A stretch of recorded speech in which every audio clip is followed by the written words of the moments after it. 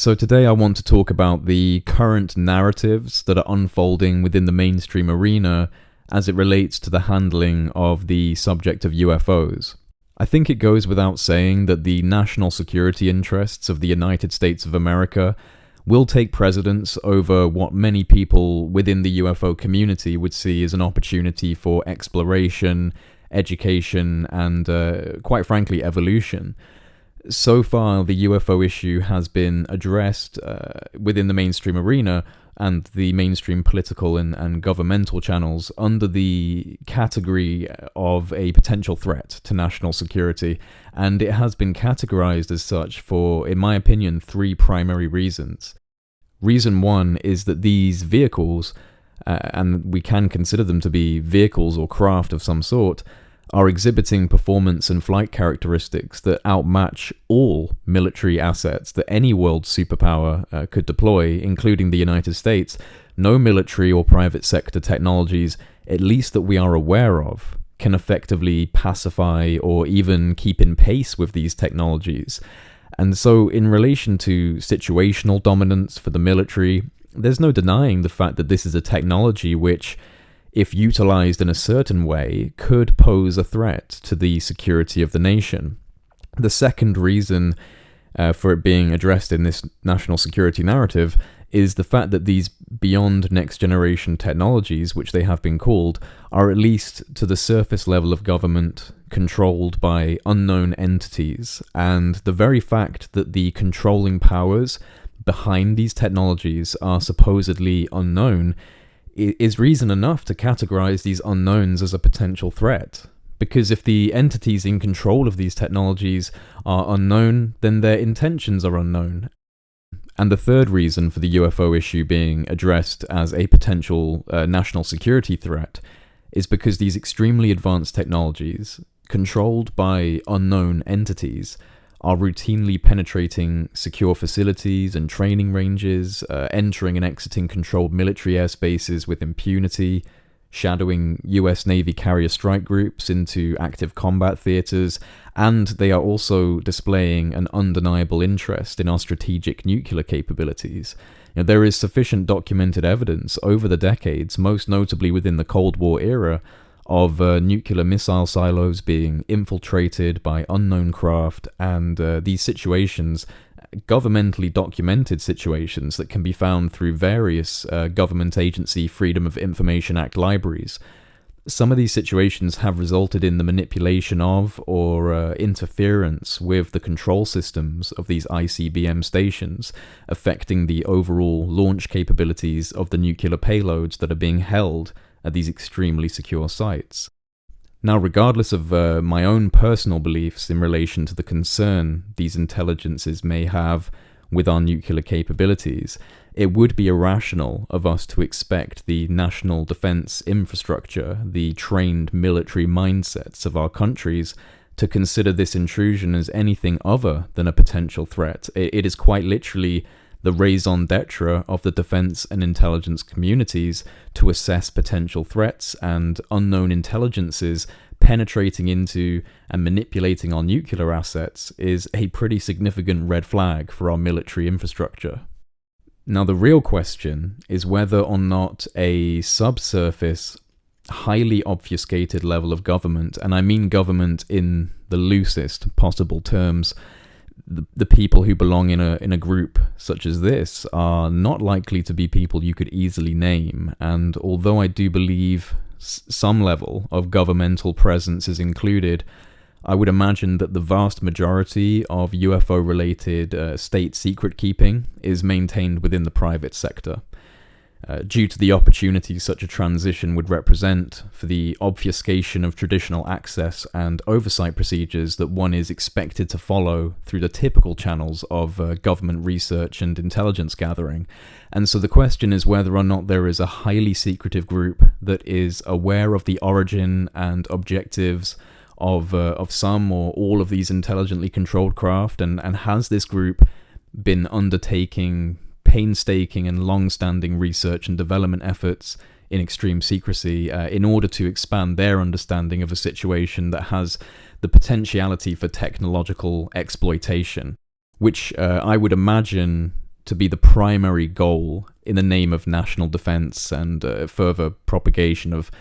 power and influence through technological superiority. And so I'm considering the possibility that significant innovative leaps have been made in the world of black programs in relation to novel, breakthrough, highly disruptive forms of propulsion and other technological discoveries that might serve as useful defensive or offensive assets. These are known as ace-in-the-hole technologies, and you do not reveal ace-in-the-hole technologies until the situation is absolutely demanding of it.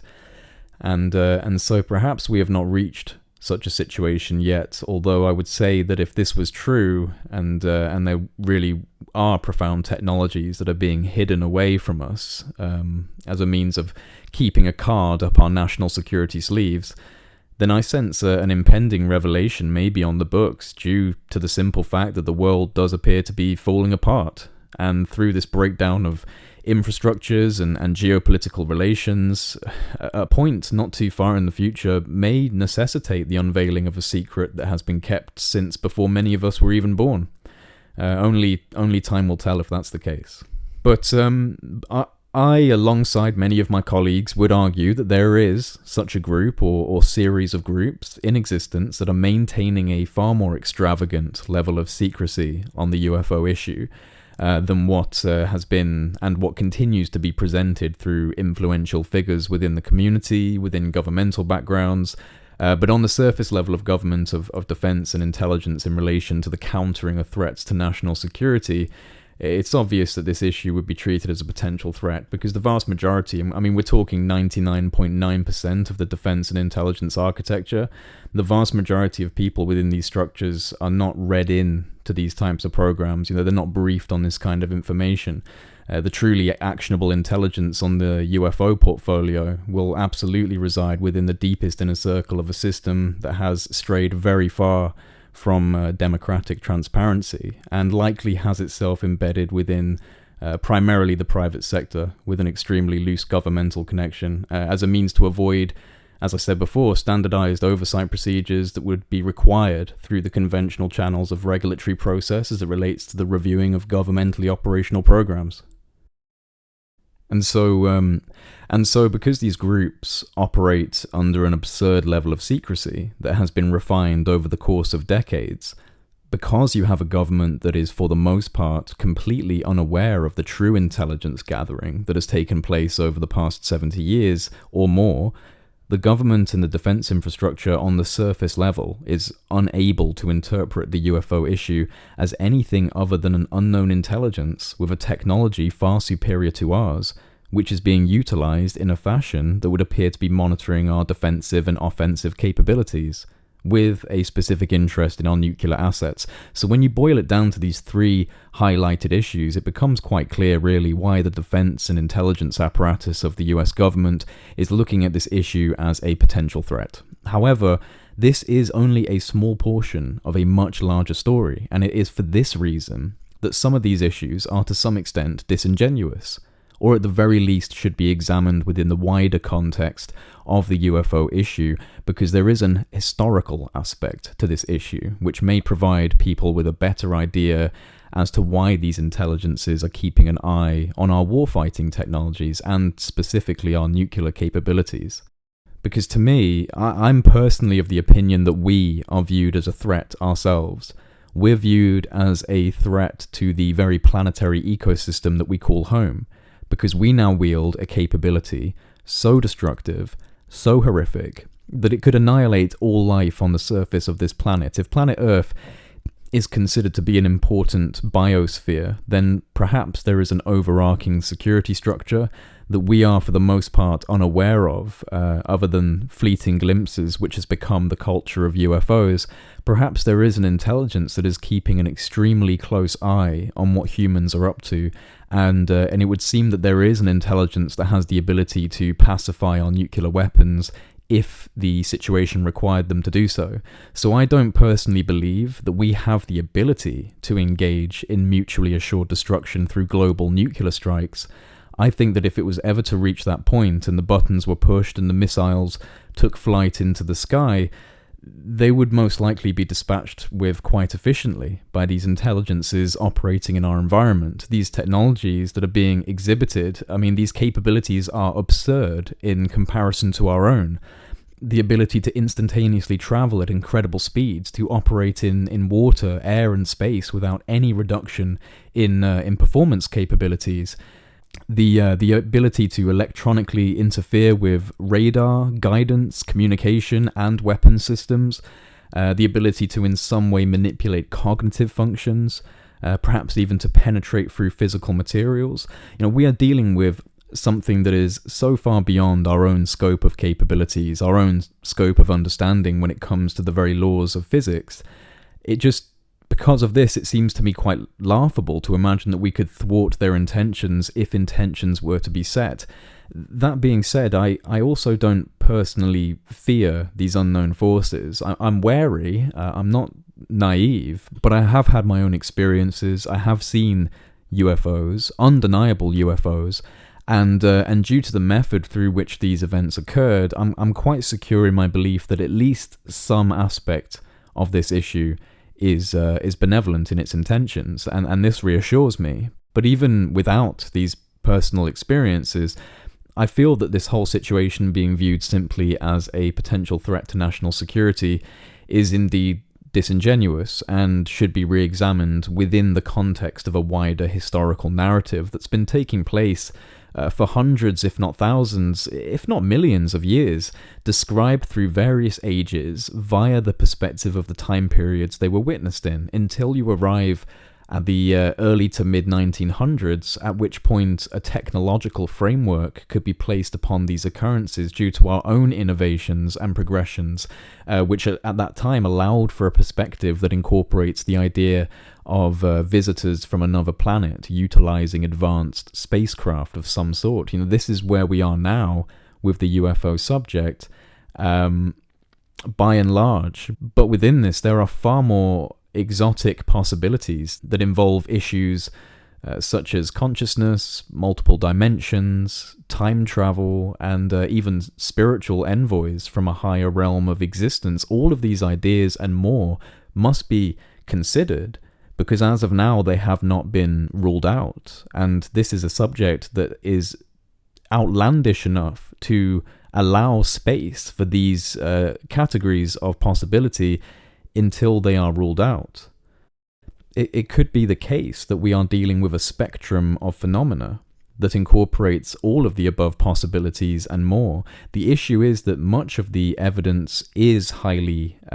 subjective, anecdotal, non-quantifiable, non-repeatable, and has therefore been widely ignored by the scientific communities. And although this is slowly changing with endeavors such as the Harvard-backed Galileo project, and other private research endeavors that are searching for extraterrestrial technosignatures, there is still a noticeable stigma and a restriction in the ability to expand research efforts due to this stigma. We are also dealing with the fact that the US government is not yet willing to engage in a conversation about the historical context of the UFO issue and their relationship with it, because this is where the real meat of the modern discussion could be found. The engagement of the US government and, of course, other governments around the world, including my own. But when we are having a discussion about the potential implications of the UFO issue within a modern context, the American government has taken center stage and caused this conversation to be resurrected from the grave of discarded fantasies and brought onto the stage of geosocial and political discourse. And so right now the US government and its involvement in this issue is the focus of my current thread of thought. The Unidentified Aerial Phenomenon Task Force outwardly appears to be a noble attempt at addressing the modern day issue as it relates to incursions into and disruptions of highly sensitive sites across US-controlled airspace by these unknown visitors, which are exhibiting highly unconventional capabilities. However, the scope of their chronological range is minuscule. I'm referring to the UAP task force. In 2019, the US Navy officially changed its guidelines and overall reporting mechanism for US Navy personnel to report UFO incursions up the chain of command. Prior to 2019, there was no such official reporting mechanism for US personnel, which in of itself stimulated the perpetuation of a stigma towards this issue, as most pilots were more concerned with the possibility of losing their flight status than they were with reporting an encounter they might have had with something anomalous.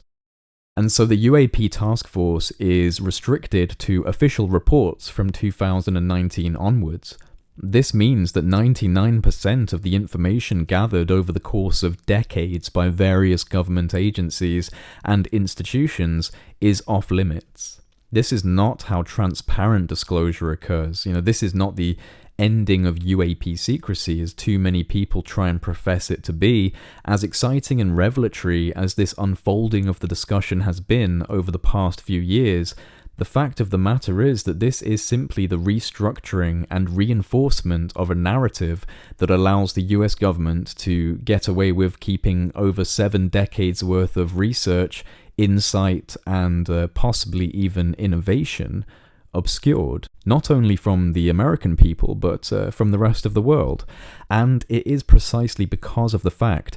that they cannot reveal this to the American people without revealing it to the world that this information is, for the most part, being kept secret, whilst a modern-day conversation is now being generated. And I would imagine it is likely being generated in a highly managed format. It is,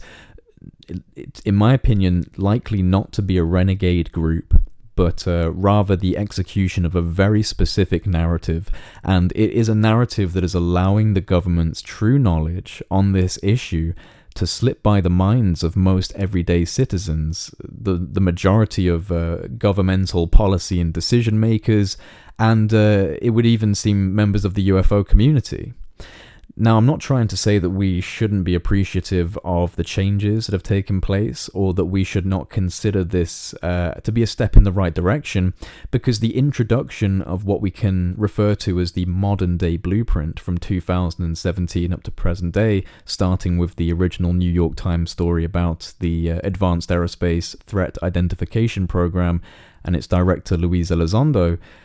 Because of this, we have, it is a blueprint for sensible discourse on the UFO issue. These are unprecedented changes to how the subject is handled by the world's most powerful government and its defense apparatus. And this is permitted for a restructuring of this subject's credibility to occur outside of the restricted perimeter fence of the UFO subculture. And so this is a fantastic thing that we can now have a relatively open conversation about this issue with most people, safe in the knowledge that the US government itself has acknowledged the existence of UFOs and its interest in them. And so this is a profoundly useful tool for us to utilize when discussing this with someone who is unaware of these issues. It is an introductory appetizer that can make way for a desire to want more. And so from this angle, I can appreciate what we've been given. But why some people think that appreciating what has been given to us cannot coexist with a deeply rooted frustration at the continued level of secrecy on this issue is nonsensical to me. We can support the efforts, but challenging the narrative should be paramount for any self-respecting activist or proponent of UFO research. The everyday citizen who knows nothing about this subject has my permission to fully embrace the modern-day narrative that we're being given, because most people lack the sufficient background knowledge that would perhaps encourage them to give pause and raise some level of suspicion as to the validity of the narrative within a wider historical context. But active members of the UFO community who have the necessary contextual understanding, born from a research effort into the pervasiveness of the UFO issue throughout human history, should not blindly follow what we're being drip-fed from the very establishments that have a vested interest in protecting the core secrets of this issue as a means of self-preservation of their position within the system, under the guise of the blanket boilerplate excuse of an interest in national security. And so to all of you who are simply holding the hands of individuals who have emerged from this structure to spread a certain message, perhaps you should reassess your level of complacency in the face of what is quite obviously an attempt at leaving an extremely uncomfortable history of governmental involvement out of the radius of the conversation. This whole situation from 2017 to present day, as revelatory as it has been for some and as reaffirming as it has been for others, is quite simply the government covering its past and keeping the potentially non-human skeletons firmly within the closet. Does the US government have any intention of revealing the deepest secrets it has collected and discovered regarding UFOs? Absolutely not. But if we allow for a whitewashing of the historical context and the potential governmental culpability attached to it, if we quietly agree to the obfuscation of world-changing discoveries under the pretext of serving the national security interests of a dominating military and political power in this world,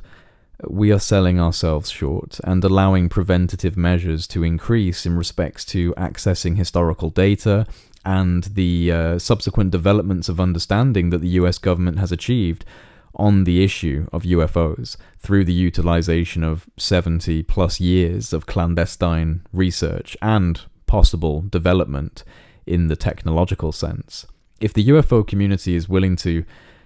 pack its bags and allow for a narrative to whitewash the historical relevance of this issue, considering it as the only opportunity we will receive, and so we best take what we're given and keep our mouths shut about what is being left out,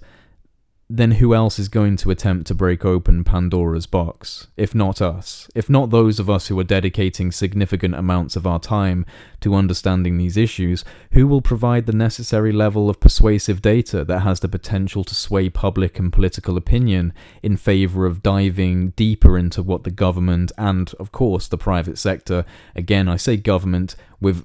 in very loose terms. I firmly believe that the majority of this is held within the private sector. If we're not going to push for what they actually know about the UFO issue, then who will?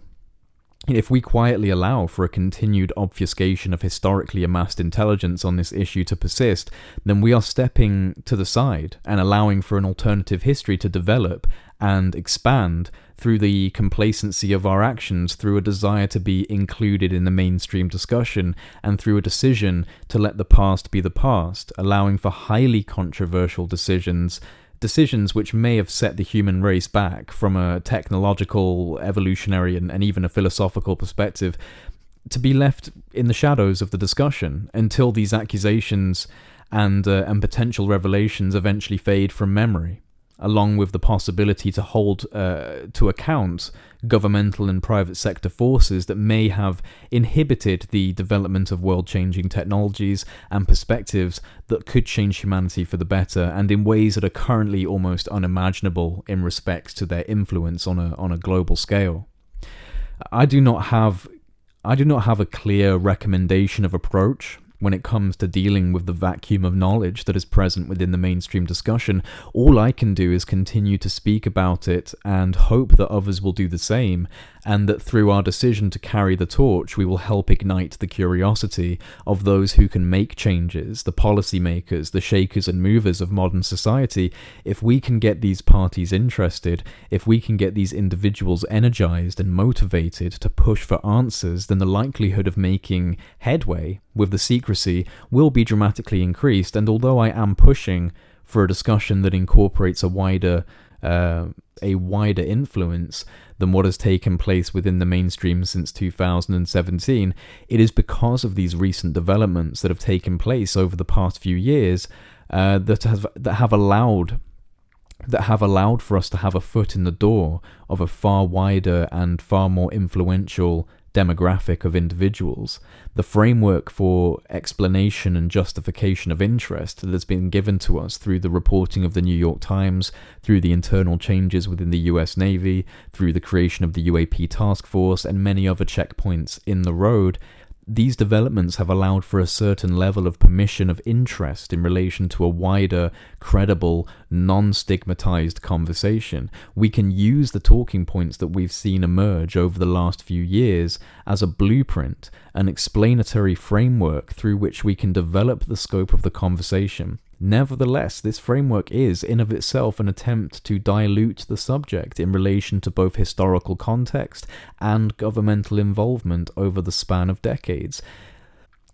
And this must be addressed. This must be brought up. It cannot be allowed to atrophy, and it certainly cannot be allowed to simply be considered as an outlandish conspiracy theory. The bare bones truth of the situation is that there has been a worldwide cover-up, a criminal, anti-democratic cover-up about this issue. And this is not only an American secret. In fact, I would wager that the primary culprits of the secret keeping within the Western world are the countries that make up what is known as the Five Eyes Alliance, the Yakuza trilateral agreements in signals intelligence that were established not long after World War II. This signals intelligence agreement between the United States, the United Kingdom, Australia, New Zealand, and Canada are likely to be the primary holders of actionable intelligence in relation to this particular portfolio. And I speak as a citizen of the United Kingdom when I say that the conversation taking place in my home country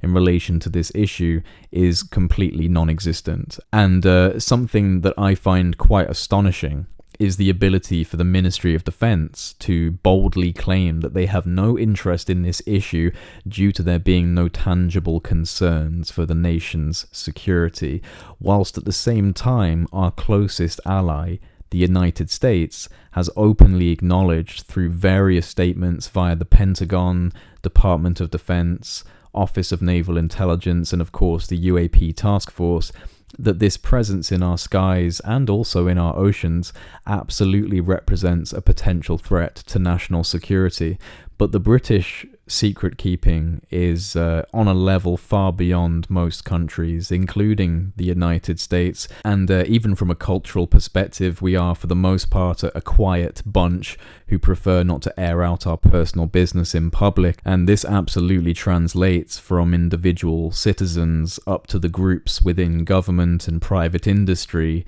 that are in control of the UAP portfolio. I think the British contingent of UFO secret keepers are quite happy to sit back and let the US take the lead on this one.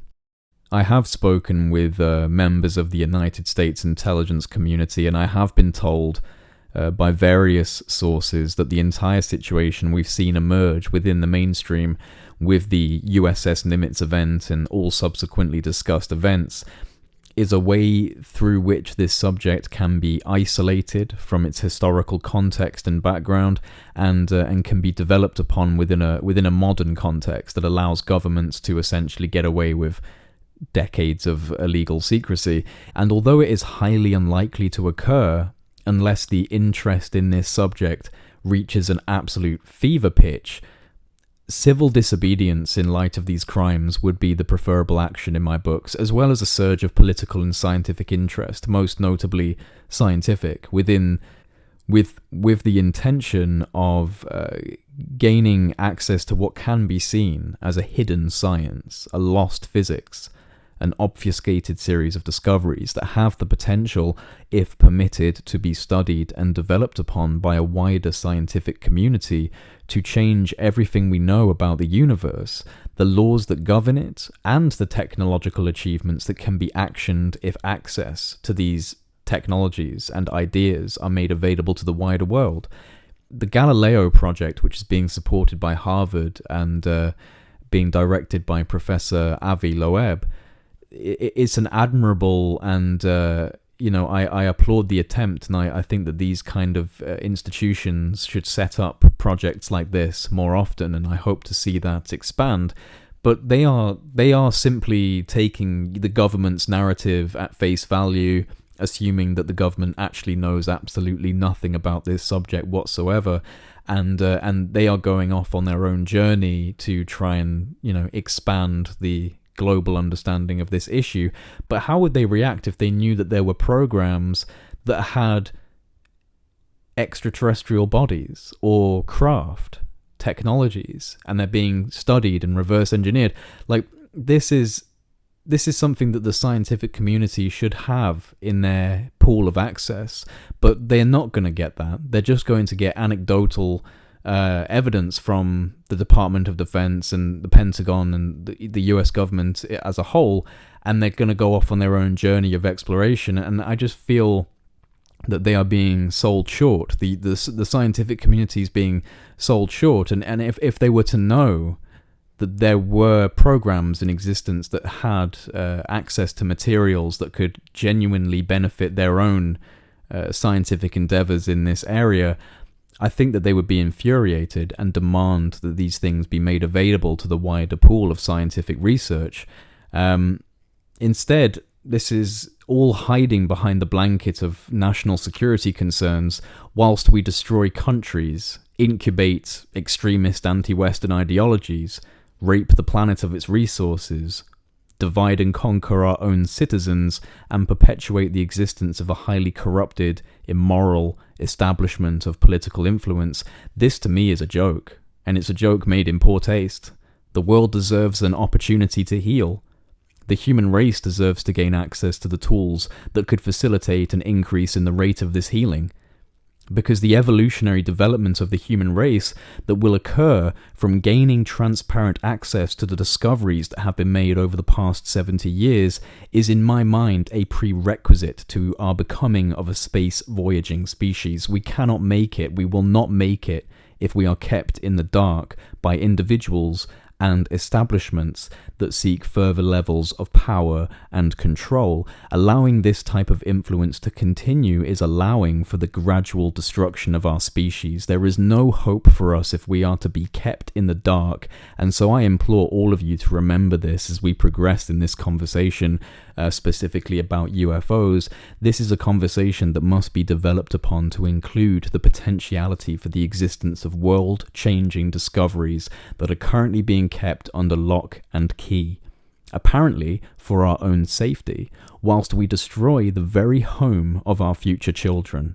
This makes no sense to me, and it should make no sense to you. We are already destroying our habitat. We are already sentencing our own species to a drawn-out death sentence through the collective behavior of the power structures of our society. This argument against bringing disruptive technologies out of the black world, due to the risk this possesses of these technologies falling into the wrong hands, is, in my opinion, a weak excuse when you juxtaposition this reasoning with the actions being taken by the military-industrial complex in collusion with Western governments. The technologies, my friends, are already in the wrong hands. Power itself is in the wrong hands. Our governments and private industries are inundated with wrong hands. I would rather take the risk of opening up the clean energy solutions conversation, incorporating novel breakthrough technologies into the roster of potentials, than to see this world maintain its current structure, a structure which has led to the desecration of the planet and its people in numerous ways. Perhaps I should finish this on a positive note after my anarchistic ramblings. I believe that love is the strongest force in existence, and I believe that developmental processes and evolutionarily guided transitions into higher states of order are inevitable, and that changes will occur to the areas and institutions of modern-day society wherein change is required in order for us to progress. To believe the development of the human species can be indefinitely hindered is to believe you can stand on the beach and hold back the ocean. We will get through this period we are in. We will get through the challenges of our current time, and we will continue to endeavor to solve problems, find solutions, and eventually we will make it to a higher order of being, a fairer form of existence. It will require the collective efforts of the species, and it may require global catalysts in order for this effort to be manifested. But manifest it will, because the only constant in this life is the permanence of impermanence. Change, my friends, is inevitable, and the best thing you can do for yourself and for others is to bring more love into this world in any way that you can.